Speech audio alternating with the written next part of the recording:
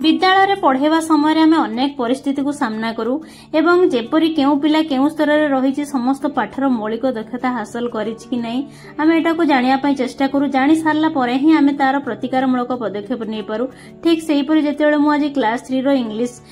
बही रे गोटे राइम लर्निंग नंबर 1 रु 10 पढ़िया पई जाउथली सेतेबेले देखिली ए गोटिए पाठरे अनेक दक्षता भरिकी अछि जेमति कि पिलाटी 1 रु 10 तक इंग्लिश रे सिखिछि कि नहीं ताको सिखिकी ठीक भाबरे लिखि पारुछि कि नहीं ताको चिन्हिछि कि नहीं एवं ए रु जेड जे से सिखि पारछि कि नहीं ओ 1 रु 10 तक नंबर को से वर्ड रे कन्वर्ट करि पारछि नहीं। तो मु एसु जानिला परे मु प्रथमे फास्ट पिला माननकु गोटे परीक्षाटे करथिली एवं मु जानिया पई पाइली कि सेथिरु 2-3 जण पिला मोर ए रु जेड तक भलो भाबरे लिखि त पारुछन्ती क्रम अनुसार लिखि पारुछन्ती किंतु तांकु चिन्हट कया पई कहले तांकु असुविधा होउछि। तो मु सेथि पई प्रथमे भाबिथिली आज पिला माननकु ए रु जेड जे मु पिला माननकु अक्षर को चिन्हट सिखेबी। सेथि पई मु किछि काठी कलेक्शन करी ए रु जानि थिबा पिला एवं जानि पारु नथिबा पिलांको पाखा पाखी बसै कि काठी साहाय्य अनेक इंग्राजी अक्षर को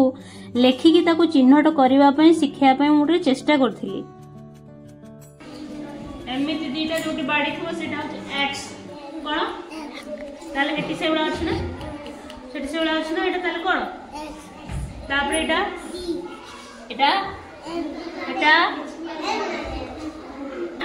ए कोन हाथ रे एमिति कोन हां एटा कोन एल कोन एल एटा कोन देखलो सेवडा अछि ना सेटा कोन ताले ए अक्षरटा मन पड़ोनी देख एटा तो सीढ़ी चढ़ी जो सीढ़ी ए गछ बेसी ऊंचा हेतला रे सीढ़ी पकई जानती ना एटा सेवडा देखा सीढ़ी भले ता ना होची एच कोन एबे मन पड़ला एटा कोन एच एटा एमती कइथली कोन कइथली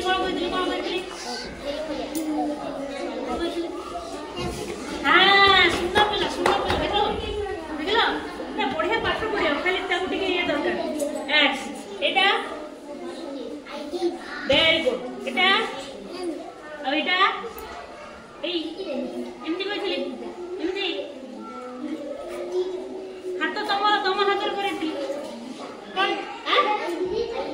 आई पे एमती खाली सीधा बाड़ीटा आई एटा हां कोनटा सुनना एहा परे काठी रे जेहेतु मोर संपूर्ण अक्षर होई पारि नथिला सेथि पय मु ए रु जेड थिबा इंग्लिश लेटर चार्ट को व्यवहार करिकि पिला माननकु मु सब अक्षर को चिन्हट करिवा सिखैथिली। रोहित भाई कहलो एन कोटी अछि देखि दियो एन काई एन हां ठीक कहली ई एबे तयारी करथलो